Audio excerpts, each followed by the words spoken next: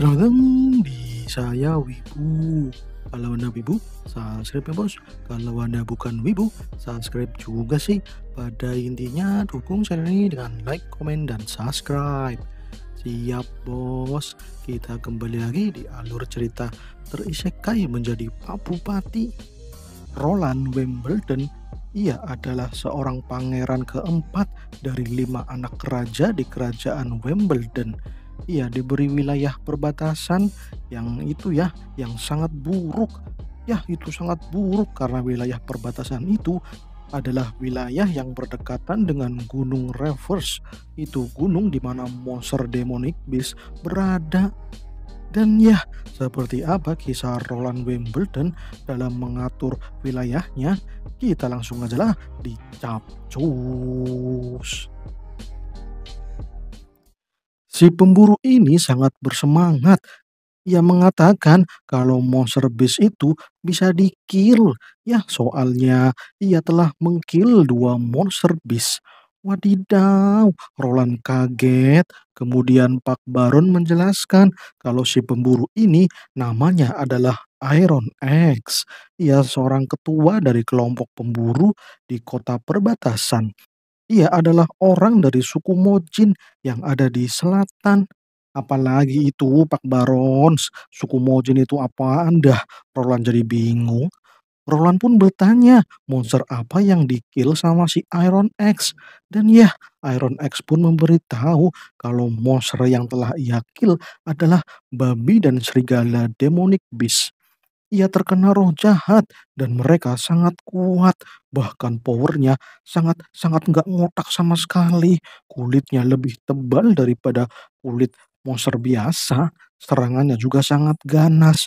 Mereka adalah makhluk tanpa ampun dan juga hanya bisa menyerang dengan insting. Walah, seperti itu ya. Jadi monster demonic beast itu cuman hewan yang terkena roh jahat dan jadi bertambah kuat gitu ya. Tapi Iron X belum selesai. Ia menjelaskan kembali kalau ia pernah melawan monster beast yang sangat-sangat luar biasa. Dan satu monster beast itu tidak bisa ia kalahkan.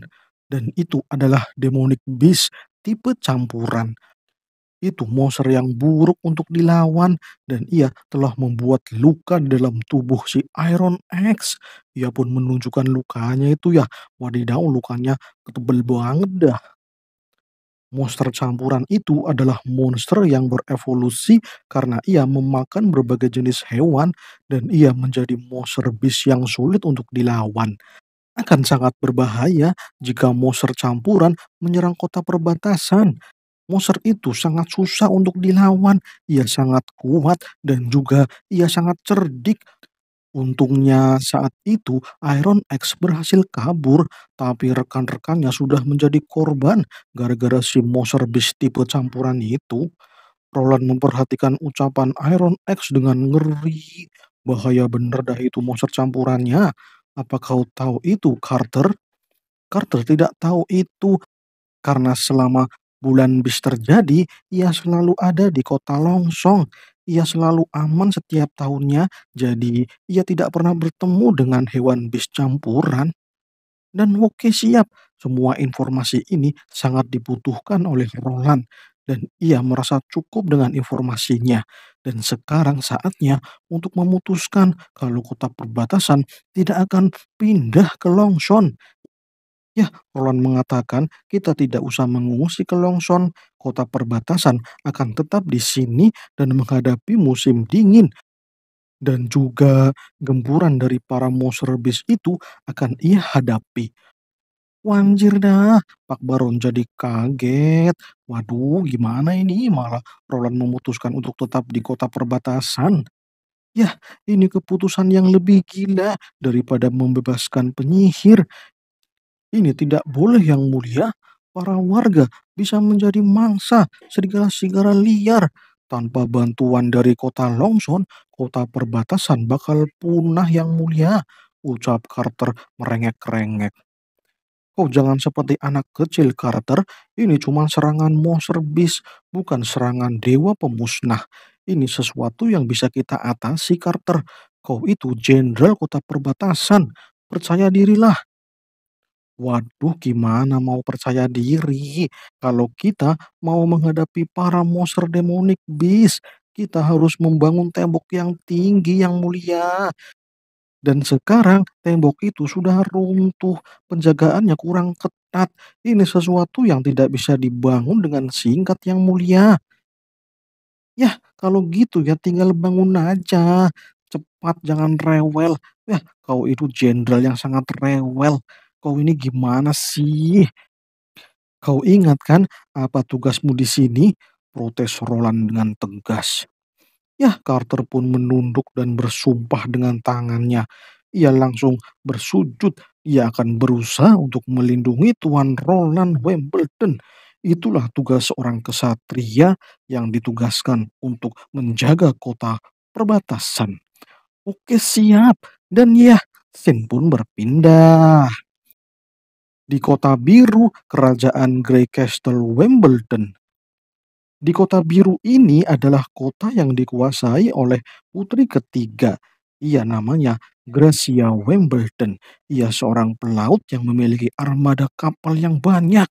Saat ini ia sedang menunggu kapal dengan layar hitam.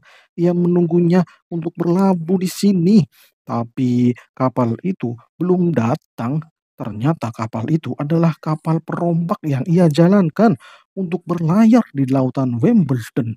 Kemudian pengawal pribadi Garcia yang bernama Rian, ia memberitahu kalau kapal layar hitam belum kembali dalam waktu dekat. Mungkin 3 sampai 4 hari lagi baru sampai di pelabuhan Kota Biru. Kalau gitu, kabarkan kepada mereka untuk datang kemari dalam 2 hari lagi. Jika tidak, mereka akan mendapatkan hukumannya. Kota ini adalah kota para pekerja keras. Jangan lembek, ya, jangan buang-buang waktu. Waduh. Kemudian Garcia pindah ke ruangan singgasananya. Itu ya singgasana dari Kota Biru. Ia masih bersama Rian. Rian bertanya, kenapa Tuan Putri meningkatkan jumlah layar hitam di armada Kota Biru? Apa ini bagian dari rencana Putri untuk mengambil tahta kerajaan Grey Wimbledon? Putri Garcia pun membenarkan ucapan Rian. Memang terlihat sederhana sih, hanya merubah para pelaut menjadi bajak laut. Mereka disuruh menjarah, merampok, ya membuat onar di lautan Wimbledon dan berlayar menggunakan layar hitam. Ini seperti ide seorang anak-anak yang sedang bertarung. Tapi mereka yang melihat itu sederhana adalah orang yang bodoh karena mereka tidak tahu siapa dan apa yang aku bangun di sini. Kota Biru adalah tempat terbaik untuk naik tahta merebut tahta kerajaan Wimbledon. Yah, daripada mikirin itu terus, laporkan tentang adikku. Yah, adikku yang tolol yang ada di kota perbatasan. Apakah misimu untuk mengkill si tolol itu sudah berhasil? Waduh, ternyata. Dan ya, Rian pun menjelaskan kalau Tuan Roland memang memakan racun yang telah ia siapkan dan itu telah ditaruh oleh mata-mata yang ada di kota perbatasan.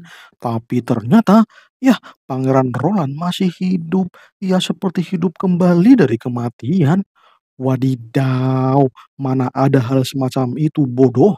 Mungkin bocah itu sudah kebal sama racun, saking banyaknya alkohol yang ia minum. Kau harus menyuruh si mata-mata itu untuk meracuninya lagi. Pastikan si pengganggu itu mudar. Gue nggak pingin lihat muka orang itu lagi. Kalau nggak diracun ya digantung aja tuh orang. Ngapain dibiarkan hidup? Wadidaw, ini kakaknya gimana sih? Malah adiknya sendiri mau di-kill. Kejem banget dah ini kakaknya. Dan Bukit Asin pun berpindah. Di kebun itu ya, itu ada Nona Ana yang sedang membaca, kemudian ia dihampiri seorang pendeta. Pendeta itu sedang menyapa Nona Ana yang rajin belajar. Ia bangga dengan Nona Ana, yang mana ia adalah anak tambang, tapi ia mau belajar. Ya, ia sangat rajin belajar, tapi kebahagiaan dari sang pendeta itu hanyalah sebuah mimpi. Dan pendeta itu adalah Guru Karvan Bate. Ia adalah seorang pengelola panti asuhan. Ia saat ini malah memimpikan Nona Ana yang akan digantung oleh para warga karena ia telah ketahuan sebagai seorang penyihir. Ya, itu ya Nona Ana sudah digantung sama warga. Wadidaw, malahan ia sangat syok berat. Ana yang sudah ia anggap sebagai anak sendiri telah digantung oleh warga karena ketahuan menjadi penyihir. Ini buruk. Akan tetapi, ya itu semua ternyata hanyalah mimpi dari pendeta Carl yang mana ia tidur di ruang kerjanya. Wadidaw, malahan ia masih duduk santai. Ya, ia duduk-duduk sambil tidur. Wadidaw dadah. Tapi ia memang mengkhawatirkan Nona Ana dan menurutnya yang pantas digantung di sini adalah para bajak laut yang telah menjarah dan menghancurkan desanya. Mereka telah merampas hak banyak orang, bahkan menculik para gadis kecil yang entah dibawa kemana dah mereka itu. Ya, mereka harus digantung itu. Dasar kurang asem dadah. Dan juga yang perlu digantung adalah bangsawan yang acuh terhadap nasib desa-desa yang diserang oleh para bajak laut. Kemana mereka dah? Apa mereka cuma tersenyum di atas penderitaan rakyat jelata? Bener-bener tol dah itu para bangsawan. Ya, kerajaan Wimbledon sekarang sedang kacau. Pajak tinggi, penyihir dieksekusi, gadis-gadis kecil hilang, perompak dan bajak laut merajalela. Ini gimana sih dadah? Apa tidak ada yang menolong di keadaan seperti ini? Semoga saja di ujung sana ada pahlawan yang akan menyelamatkan kerajaan Wimbledon dari kehancuran. Kemudian pendeta Carr keluar, ia malah dihadang oleh gadis kecil. Gadis itu memanggil guru Carr. Ia mengatakan kalau tubuhnya terasa aneh. Apa karena keanehan tubuhnya ini ia akan digantung? Waduh, ucapan bocil itu sangat-sangat polos dan sangat-sangat membuat pendeta Carr jadi sedih. Itu tidak akan pernah terjadi. Aku akan melindungimu. Kau tenang saja di sini, ucap pendeta Carr. Kemudian pendeta Carl pergi. Ia masih kepikiran soal Ana. Ia masih tidak percaya orang tua Ana menjualnya. Mereka tega sekali ya. Ia akan berusaha sekuat tenaga. Kalau Nana, si bocil yang tadi itu ya, dijual juga sama orang tuanya. Ya, Nana itu seorang gadis kecil yang tidak tahu apa-apa. Jangan dikir. Kemudian pendeta Carr membaca ada lowongan kerja di papan pengumuman, itu lowongan kerja untuk insinyur. Ya, insinyur yang sudah berpengalaman dan ahli dalam pembangunan. Dan yang membuka lowongan itu adalah kota perbatasan. Wah, itu kota di mana Nona Ana dipenjara. Ia harus ke situ. Soalnya, ya, ada rumor yang mengatakan kalau Nona Ana tidak digantung karena pangeran keempat berubah pikiran. Apa benar seperti itu? Ya, apa sebenarnya Ana sudah digantung? Dan untuk informasi itu lebih baik Pendeta Karl langsung ke sana saja. Kebetulan kan Pendeta Karl itu seorang insinyur. Dan ya, oke lah langsung OTW ke kota perbatasan. Dan Wokesin pun berpindah. Kembali ke Roland, ia sedang mengecek dinding yang rusak itu ya, yang ada di perbatasan dengan Gunung Reverse dan terlihat itu ya, ada banyak kerusakan di situ. Ya, buruk sekali ini. Sepertinya memang bakal lama kalau dibangun dengan tangannya sendiri. Butuh tenaga tambahan yang banyak untuk membangun lubang-lubang ini.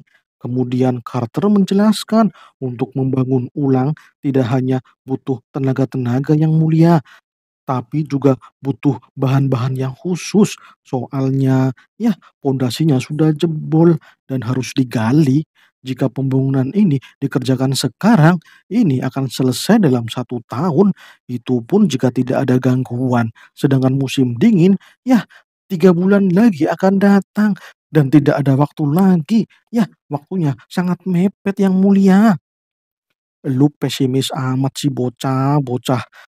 Masalahnya apa sih? Kenapa harus dibangun dalam waktu 1 tahun? Emangnya nggak bisa 1 minggu? Tanya Roland. Dan ya, masalah utamanya ada pada adukan semen yang mulia.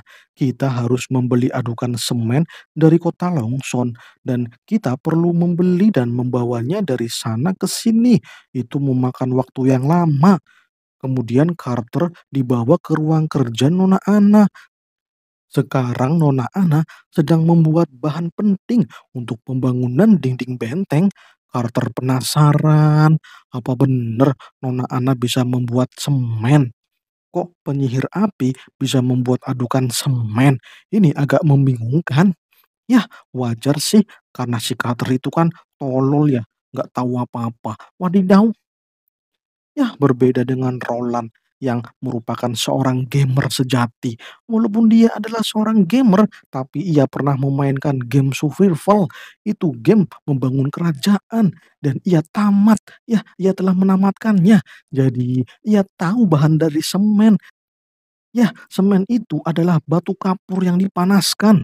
Dan yang penting di sini adalah suhu yang tinggi, yaitu di atas 1000 derajat Celcius, dan dengan suhu tersebut ia bisa membuat semen dengan sempurna. Mantap dah. Kemudian anak keluar dari ruangannya. Ia tampak tanpa pakaian. Ia sekarang bekerja sendirian tanpa dilihat lagi oleh Roland. Soalnya ya gitu ya, ia telah membakar pakaiannya, jadi ya ia disuruh membakar sendirian. Ana mengatakan kalau ia telah selesai. Roland pun memberikan jaket cadangan dan setelah dipakai, ya, Roland pun mengecek batu kapur yang sudah dipanaskan dan benar sekali, ini sangat halus. Dan ini sudah sesuai dengan yang diharapkan oleh Roland. Kau hebat sekali, Ana. Dengan ini, kau bisa membangun rumah, jembatan, benteng. Ya, benteng yang kokoh dan akan bertahan dalam puluhan tahun. Kau sangat hebat sekali, Ana. Kau adalah penyihir yang sangat dibutuhkan di sini, Ana. Tidak salah lagi, kau akan menjadi penyihir yang dianggap sebagai titisan dewa. Ucap Roland sambil mengelus-ngelus kepala Ana. Dan oke, langsung dicoba dulu. Ya, semen yang dibuat sama Ana dites dulu daya tahannya. Dan ini dia, batu yang direkatkan dengan semen. Ini terlihat sangat kokoh. Wah, gile bener. Carter tidak percaya Nona Ana bisa membuat adukan semen. Ini sangat luar biasa. Apa ini sama seperti yang ada di kota Longson? Ini berbeda, Carter. Kau harus mengetes ketahanannya. Ya, Roland pun menyuruh Carter untuk menariknya. Dan ya, Carter pun berusaha untuk membongkar batu-batu yang telah direkatkan oleh semen itu. Tapi alot sekali. Wanjir, ini kuat banget. Sepertinya ini akan susah. Ya, Carter tidak bisa melakukannya. Yang mulia, ini lebih kokoh dari yang dimiliki oleh kota Longson. Ini sangat kuat, Yang Mulia. Aku tidak percaya ini bisa dibuat di sini. Ya, sekarang kau mengerti kan, Carter, seberapa tinggi dan besarnya dinding yang akan kita buat. Itu tidak akan masalah selama semen ini ada, Carter. Kau harus tahu itu. Dan ya, mulai dari sini akan kubangun istana yang kokoh. Bahkan meriam pun tidak akan menembusnya, Carter. Bersiaplah dunia, zaman akan berubah. Dan mungkin beberapa hari kemudian. Di ruang pembuatan semen, saat ini ruangan ini dipenuhi oleh pekerja yang memecahkan batu kapur. Mereka disuruh untuk menghaluskan batu kapur yang kemudian akan dipanaskan oleh Nona Anna. Roland sedikit khawatir dengan Nona Anna karena akhir-akhir ini Pangeran Roland memaksanya untuk membuat semen dalam jumlah besar, bahkan tanpa libur. Ini terlalu memaksa. Ya, bener sih, soalnya saat ini Roland benar-benar tergantung sama Ana. Ia belum memiliki tungku pemanas untuk membuat semen, tapi berkat Nona Ana, sekarang ada banyak kantung semen yang tersedia. Dan ini cukup untuk membuat benteng kembali berdiri. Carter juga memberitahu Pangeran Roland kalau para pekerja sekarang sangat semangat membuat parit. Soalnya di hari pertama kerja, Pangeran Roland memberi contoh dan akhirnya dalam waktu 2 hari parit sudah jadi. Walaupun akhirnya bengkok-bengkok nggak jelas. Wadidaw, ya, gimana ya? Roland itu kan seorang gamer, bukan seorang insinyur. Ya cuman seorang penikmat game. Jadinya, ya dalam hal bangun-membangun, ia sangat cupu. Wadidaw. Kemudian si botak Baron Mons menghampiri Roland. Ia memberitahu kalau ada tamu untuk Roland. Tamu itu adalah seorang insinyur yang datang untuk melamar pekerjaan di kota perbatasan. Wah, kebetulan ia sangat membutuhkan insinyur itu. Aku kira asosiasi pembangunan sudah dibubarkan, tapi malah ada yang datang. Oke, langsung digas temui dia. Dan ya, scene pun berpindah di ruangan rumah dinas bupati. Saat ini Roland menunggu si insinyur, ya sambil menunggu ia memperhatikan Anna yang sedang istirahat di ruangannya. Ia istirahat sambil membaca buku. Wah, ternyata Anna bisa membaca buku itu ya. Kemudian ada Carter dan pendeta Carl yang datang ke ruangan Roland. Roland menyapa si pendeta Carl yang sebelumnya telah melamar kerja sebagai insinyur pembangunan. Akan tetapi pendeta Carl malah melihat Anna. Ia kaget. Itu benar-benar Anna. Ia masih hidup. Anna, itu kau kan Anna? Tanya Carl kaget. Waduh gaswat. Roland dan Carter panik. Kenapa orang ini tahu Anna? Anna pun memanggil pendeta Carl dengan sebutan guru. Tapi Roland panik. Ia langsung menyuruh Carter untuk segera menghalangi pintu masuk. Ya, jangan biarkan orang ini pergi. Halangi pintunya. Ya, perintah Roland dengan panik. Dan Muki siap bos. Carter langsung OTW menghalangi pintu keluar. Ya, pendeta Carl ditahan di ruang ini. Waduh, gaswat ini. Orang ini kan pendeta ya. Artinya, ia pasti orang suruhan dari gereja suci. Bahaya, bahaya, bahaya, bahaya. Akan tetapi, tiba-tiba pendeta Carl bersujud. Ia malah minta maaf sama Ana. Ia benar-benar minta maaf karena sebagai gurunya, ia tidak bisa melindunginya. Walah, malahan orang ini malah minta maaf. Apa maksudnya ini? Roland tambah bingung ini. Ana juga bingung kenapa pendeta Carl minta maaf sampai segitunya lagi. Kemudian Roland bertanya, ada hubungan apa pendeta Carl dengan Ana? Kok pendeta Carl malah minta maaf? Apa kau dari awal sudah tahu kalau Ana itu penyihir? Carl pun berdiri dan menjelaskan kalau dirinya memang seorang pendeta, tapi awalnya ia adalah seorang insinyur dari kota Pelabuhan Biru. Ya, karena asosiasi insinyur telah dibubarkan oleh putri ketiga, Carl pun langsung alih profesi menjadi seorang pendeta untuk menyambung hidup. Dan Ana adalah salah satu anak asuhan di panti asuhan yang ia kelola. Oh gitu ya ceritanya. Lantas, apa kau memang tahu anak itu seorang penyihir? Ya dari awal pendeta Carl memang tahu kalau anak adalah seorang penyihir dan pendeta Carl juga telah menerima pendidikan dari gereja suci. Ia belajar tentang cara mendeteksi seorang gadis memiliki sihir atau tidak. Walah, ada cara seperti itu. Dan ya, pendeta Carl pun menjelaskan kalau ia telah menampung 2 gadis penyihir di panti asuhannya. Salah satunya adalah Anna, dan satu lagi ada gadis kecil yang memiliki sihir juga. Walah, Roland kaget. Ada lagi penyihirnya. Wadidaw. Kalau memang Pangeran Roland tidak menjadikan penyihir sebagai titisan demon, maka pendeta Carl akan membawa penyihir satunya lagi, yaitu Nana, ke hadapan Pangeran Roland. Soalnya, ia merasa gagal melindungi Anna. Ia tidak mau gagal untuk melindungi murid keduanya, yaitu Nana. Roland pun bersedia, ia mau menerima penyihir kedua, yaitu Nana. Ia ingin segera melihat penyihir itu, ia akan menjamin keselamatan dari penyihir Nana. Ya, jadi tolong bawakan ia kepadaku ya. Yah, aslinya sih si Roland ini sangat senang. Ia begitu gembira mendengar ada penyihir lagi. Itu artinya ia memiliki aset yang kedua. Wadidaw, malahan jadi aset lagi. Yah, ini sangat mantap, Bos. Kumpulkan banyak penyihir biar kota perbatasan menjadi kota yang sangat-sangat modern. Tapi aku penasaran kepadamu Pendeta Kar, kenapa kau mengkhianati gereja suci malah melindungi penyihir? Apa kau punya alasan untuk itu?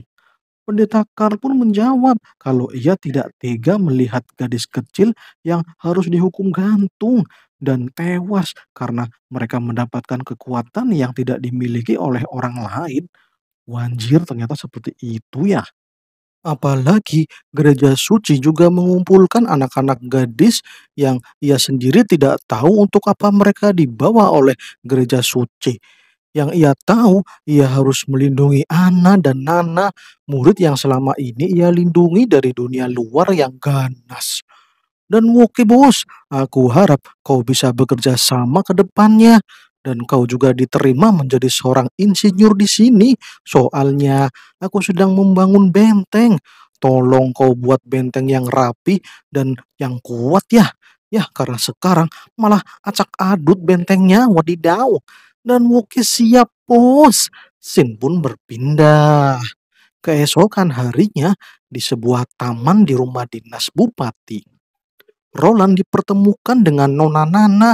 Ia seorang gadis kecil yang berusia 7 tahun. Ia tampak gugup. Ia sepertinya belum terbiasa menemui orang asing. Tapi Nana malah bertanya, apa kau akan menggantungku? Walah, itu Roland Wimbledon, pangeran dari kerajaan Wimbledon. Kenapa aku harus mengkil bocah? Tentu saja, tidak mungkin gadis kecil. Mendengar itu, Nana sangat senang. Ia pun memperkenalkan dirinya. Namanya adalah Nana Pine. Usianya 7 tahun. Ia mau 8 tahun. Di saat sedang perkenalan, Nana malah melihat Ana. Ia langsung berlari menghampiri Nona Ana. Ia sangat senang melihat kakak Ana. Ia bersyukur Kak Ana tidak tewas di-kill sama si Pangeran Wimbledon. Ia benar-benar sangat senang melihat kakak Ana. Ya, kakak Ana baik-baik saja. Kemudian Roland yang melihat itu jadi senang. Ia merasa bahagia melihat dua gadis itu saling berbagi kebahagiaan. Kemudian Roland bertanya lagi, kekuatan sihir apa yang dimiliki oleh Nana? Apa Nona Nana bisa menunjukkannya? Dimintai seperti itu, Nana malah tanya balik, apa Pangeran Roland akan menggantungnya? Walah nih cewek pesimis amat dah. Roland menjelaskan kalau dirinya bukanlah orang jahat. Ia percaya kalau kekuatan sihir adalah anugerah yang dimiliki oleh seseorang. Dan itu adalah kekuatan untuk melindungi orang-orang dari demon beast yang akan menyerang warga kota gitu ya. Wah, Nana sangat senang sekali mendengar itu. Ia bertanya lagi, apa penyihir itu seperti pahlawan? Apa penyihir itu sangat berguna? Apa penyihir itu tidak akan digantung? Waduh, nih bocil banyak tanya. Ana pun mengelus-ngelus rambutnya Nana. Ia menyuruh Nana untuk tenang ya, tenang aja, jangan gugup di hadapan pangeran. Pangeran itu baik, kau tidak akan diapa-apain. Dan wokelah, dengan wajah terpaksa, Nana pun menunjukkan sihirnya kepada Pangeran Roland. Roland langsung bersiap. Ini sesuatu yang menarik. Dan ini dia ya, kekuatan dari Nona Nana, yaitu air. Dan ternyata itu bukan air sembarangan, bos. Itu air penyembuh yang dapat menyembuhkan luka. Mendengar itu, Roland langsung menyuruh Carter untuk membawakan ayam yang masih hidup. Tolong bawa kemari, Carter. Oke, siap, bos. Carter pun OTW ke kandang ayam untuk mengambil ayam yang masih hidup.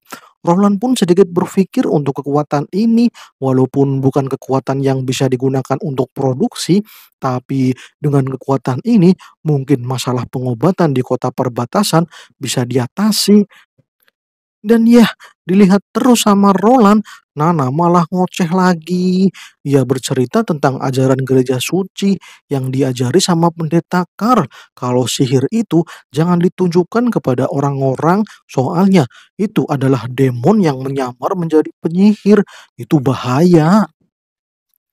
Tapi Nana sendiri selama menggunakan sihir, ia tidak pernah melihat ada demon. Kira-kira seperti apa ya demon itu? Kau tidak usah memikirkan demon. Demon itu cuma ajaran hoak dari gereja suci. Percaya saja kepadaku, kalau penyihir itu adalah pahlawan bagi manusia. Ia akan menyelamatkan banyak nyawa manusia. Jawab Roland yang membuat Nona Nana melongo. Ya, ia malah melongo dengan bangga. Ia benar-benar berpikir kalau penyihir itu adalah pahlawan. Ya, pahlawan yang akan menyelamatkan para manusia. Dan mungkin beberapa saat kemudian, Nona Nana sedang bengong. Ia melihat sesuatu yang belum pernah ia lihat, yaitu ayam. Ya, Roland juga tampak senang melihat Nana. Ya, Nona Nana baru pertama kali melihat hewan ini. Dan ini dia ya ayamnya. Ini ayam yang sering dijadikan santapan para bangsawan. Karena ini hewan ternak para bangsawan, jadinya rakyat jelata seperti Nona Nana jarang melihatnya. Kemudian Roland mengambil batang besi dan boom, dia ajar itu ayam, terluka dah ayamnya. Setelah itu, Roland menyuruh Nona Nana untuk menyembuhkan si ayam. Sembuhkanlah dengan sihir yang kau miliki, Nona Nana. Dan Woke siap, bos. Walaupun Nana sedikit takut dan ngeri, ia langsung mengeluarkan sihir air penyembuh dan mengobati luka dari ayam itu. Dan si ayam pun langsung membaik. Akan tetapi, 1 jam kemudian, si ayam malah mudar, wadidaw. Malahan tidak bekerja sihirnya Nona Nana. Melihat itu, Roland menyimpulkan kalau Nana ini belum bisa mengendalikan kekuatannya karena Nana cuma menyembuhkan area luarnya saja. Ya, tidak sampai area dalam ya. Ya, area dalamnya tidak disembuhkan sama sekali. Jadinya ayamnya mengalami pendarahan di dalam. Modern ayamnya. Sepertinya Nana perlu belajar untuk menyembuhkan dengan tepat. Ya, mungkin wajar sih karena Nana ini masih bocil, ilmu pengetahuannya belum banyak. Jadi, sepertinya Nona Nana harus belajar banyak teori tentang penyembuhan. Roland pun menyuruh Nana untuk belajar supaya ia bisa menyelamatkan banyak nyawa. Dan Wokedasin pun berpindah. Saat ini Roland sedang menjamu kedatangan Nana dengan makanan yang enak. Nana sangat senang sampai-sampai ia melongo disuguhi makanan yang banyak. Wadidaw, amazing ini. Dan setelah makan, Nana pun pulang. Ia diantar Carter untuk pulang ke rumahnya. Nona Ana yang melihat Nana pulang jadi bertanya-tanya, kenapa Nana tidak tinggal di sini saja seperti dirinya gitu ya? Itu kan lebih aman daripada tinggal di kota. Kalau Nana sampai ketahuan warga kan bahaya gitu ya. Bisa bahaya, bisa digantung dah Nona Nana. Tapi Roland tidak bisa melakukannya, soalnya Nana masih memiliki orang tua. Roland jadi kepikiran sama Anna. Ia tidak mau menemui orang tuanya, walaupun ayahnya sudah menjualnya. Tapi ia tetap ayahnya. Apa kau tidak mau menemuinya? Anna pun menjawab, itu tidak mungkin. Walah, kayaknya Anna masih itu ya, masih sakit hati sama orang tuanya. Dan oke dah, Roland pun tidak akan memaksa Anna untuk menemui orang tuanya. Yang penting tujuan Roland sekarang adalah menyelamatkan kota perbatasan dari demonic beast. Jika semua rencananya berhasil, maka keberadaan penyihir bukan lagi menjadi utusan demon, tapi ia adalah pahlawan yang dibutuhkan. Ya, itu tujuannya saat ini. Ya, saat ini Roland berpikir kalau tujuannya adalah mengubah stigma masyarakat tentang penyihir. Dan mungkin keesokan harinya.